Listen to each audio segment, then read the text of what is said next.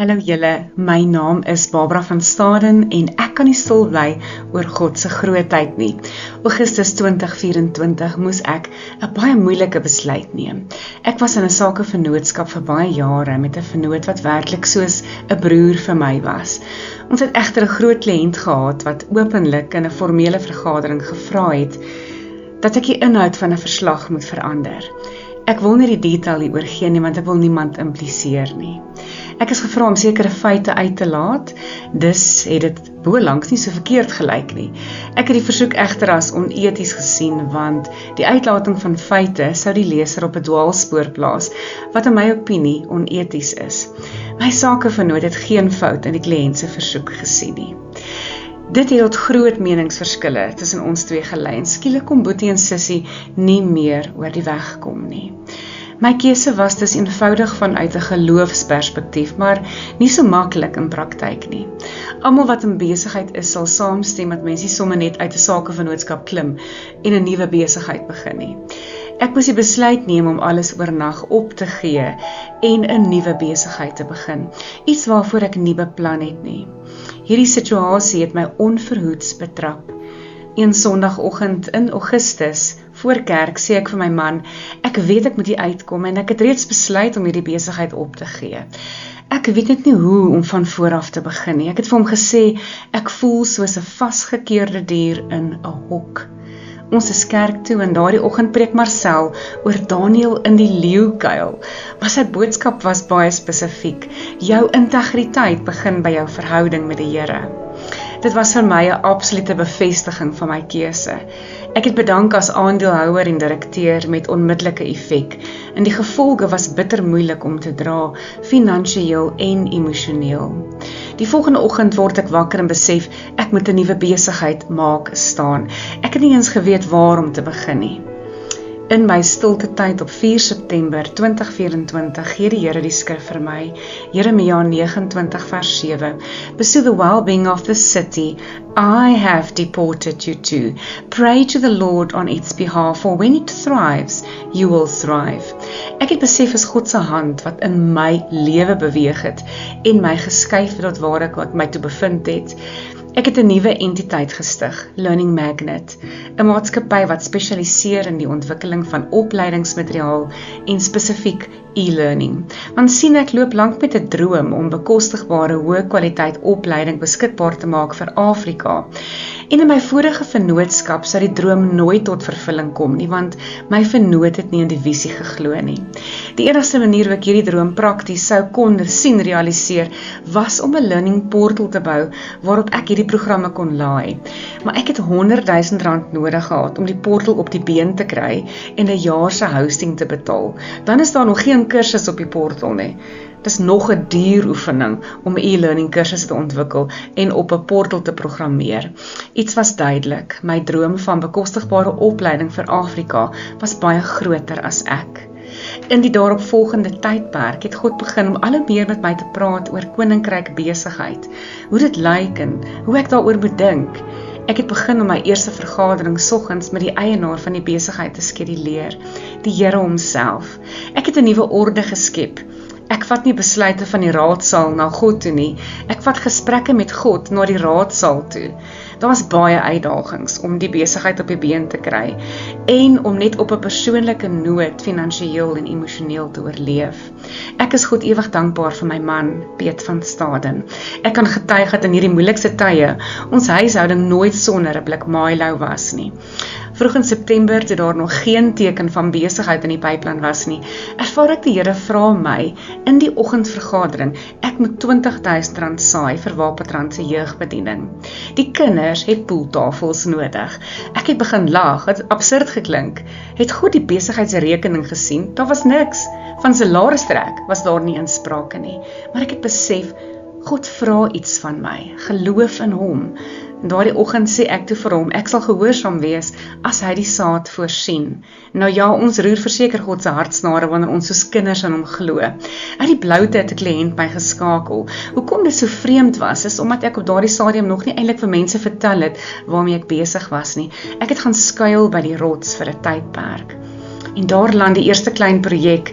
Ek het die betalingsooreenkoms onderhandel en die kliënt het met 'n aanbod van R20.000 gekom. Op 19 September is die werk afgehandel en die faktuur is uitgereik. Die geld is betaal in die kerk se rekening tot die betaling deurkom. Wat ek op daardie stadium nie besef het nie, was dat God hierdie daad van gehoorsaamheid gevra het. Want toe ek die besigheid se hele eerste faktuur saai, het ek inderwaarheid die hele besigheid aan God toegewy. Dit het Heilige Gees my heel wat later eers gewys. Soms sien ons nie waarmee God besig is nie. Op 16 Oktober 2024 in my oggendvergadering vra ek vir die Here geld vir 'n portal. Ek het ervaar die Here sê ek moet my kar verkoop en daardie geld daarvoor aanwend. Dit het absurd geklink, maar hoe meer ek daaroor gedink het, hoe sterker het die oortuiging geword. Een aand, 24 Oktober, toe ek nie kon slaap nie, kom tel ek die Bybel op in ons kuierkamer en hy val sommer oop op hierdie skrif. Julle moet op 'n nuwe manier begin leef, verkoop julle besittings. Lukas 12:33. Ek was oorstel dat God op so 'n direkte manier met my praat. My kar is te verkoop, met 'n effense tranendal. Aan die begin van 2025 is die geld aangewend om die portal te bou. Dit was moeilik, bitter moeilik, want ek moes alles self leer en doen, omdat daar nie geld was om mense te betaal om sekere goed te doen nie. Ek het ook dikwels met my rug teen die muur gestaan, omdat ek nie geld gehad het vir sekere subskripsies nie, maar God het mense bonatuurlik gestuur wat aangemeld het om te help. Die jaar het ook sy uitdagings gebring met een voertuig in ons huishouding, maar ons is deur dit. Ons moes baie opofferings maak. Ons is deur 'n tyd van reset, soos my man dit noem, of kalibrasie, veral rondom finansiële beginsels en die diepe besef dat God die eienaar is van alles. En natuurlik het sloot toe op 19 Oktober 2025 'n preek gebring wat al hierdie lesse van ons vir ons in perspektief kom plaas, het eintlik kom bevestig het dat die pad wat ek in besigheid moes loop en hoe my mindset vernuwe moes word om in lyn te kom met God se waarheid, presies die pad is wat God van al sy kinders vra. Learning Magnet behoort aan die Here en ek is slegs die rentmeester in God se besigheid. Hy besit alles. Learning Magnet is vandag 15 maande oud. Statistieke toon dat 40% van nuwe besighede in Suid-Afrika tans nie die eerste jaar oorleef nie. Hierdie besigheid het dit gemaak. Die grootste getuienis van Learning Magnet is dat 10% van die besigheid se inkomste gesaai is in hierdie 15 maande, soos die Here dit op my hart geplaas het. Meeste sakepersone sal sê, dis onmoontlik. Ek het ook aanvanklik so gedink, maar wanneer ek geloof en koninkryk beginsels bymekaar kom, gebeur wonderwerke. Het die Here 'n besigheid aan jou toevertrou? Het God jou geseën met 'n salwing om besigheid te doen? Jy sal weet as jy hierdie gawe het. Ek het in die laerskool reeds planne gemaak om my eie sakgeld te verdien. Nou wil ek jou vra, as dit sleg gaan met hierdie besigheid wat die Here aan jou toevertrou het, wil jy nie 'n geloofsoffer begin saai in gehoorsaamheid nie? Want gehoorsaamheid is tog die praktiese uitlewing van ons geloof. En indien hierdie besigheid regtig goed doen, wil jy nie 'n dankoffer saai in God se koninkryk nie, want sien, ons moet ons eie vooropgestelde idees eenkant sit. God word nie ingeperk deur ekonomiese toestande of wêreldgebeure nie. Hy word nie eens ingeperk deur regulerende wette nie. Ek, as 'n blanke vrou, is die enigste aandeelhouer in hierdie besigheid. En daarom het Learning Magnet geen BEE status wat kwalifiserend is vir sekere projekte nie. God het selfs hierdie beperking in my verstand weggeneem. Die Here het vir my 'n skrif gegee op 22 Januarie 2025, Jesaja 65 vers 12. Die Here sê, ek sal voorspoed na haar toe laat kom soos 'n rivier wat vloei. Ek sal die rykdom van ander nasies soos water in haar laat instroom. God het in sy grootheid guns oopgesluit in Namibië en 54% van hierdie finansiële jaar se werk het voortgespruit uit 'n Namibiese kliënt wat nie belangstel in BEE status nie. Ek het besef daar slegs een ding wat God beperk, my eie ongeloof of inderwaarheid, my eie ongehoorsaamheid. Gehoorsaamheid vra 'n prys, dit vra 'n offer. En ons moet gehoorsaam wees, omdat God die Here en meester van ons lewe is. En nie met ons opgewonde oor wat hy vir ons kan doen nie, want dalk verras hy jou en gee hy jou niks nie, maar word jy meer soos Jesus.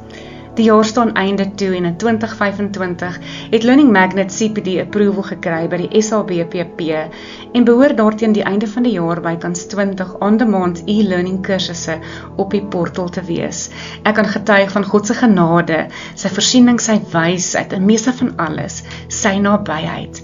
Jesus het my nooit alleen gelos nie. Vir elke vergadering wat ek geskeduleer het met hom, het hy opgedaag. Dankie dat ek my getuienis met julle kon deel. Aan God al die eer tot in alle ewigheid.